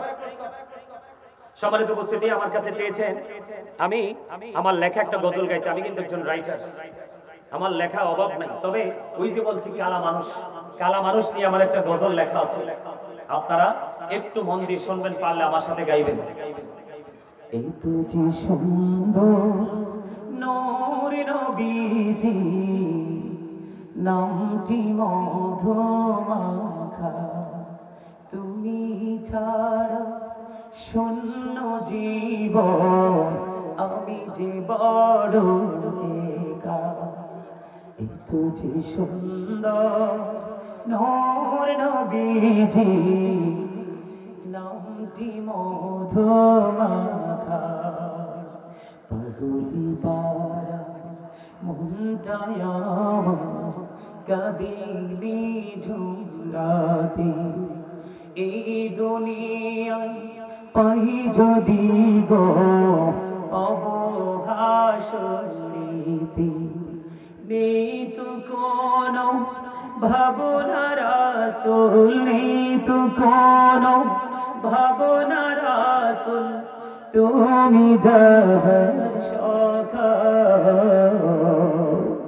এত যে সুন্দর নূর নবীজি, নামটি মধুমাখা, প্রেমিকী ছিলে হাবশির বিলাই, চেহারা তার কালো, হৃদয় জোড়ে ছিল গোড়াসর তোমার প্রেমের আলো। নবীর প্রেমের ইতিহাসে, নবীর প্রেমের ইতিহাসে এই নামটি আছে লেখা। এতো যে সুন্দর নর নবীজি, নামটি মধুমাখা।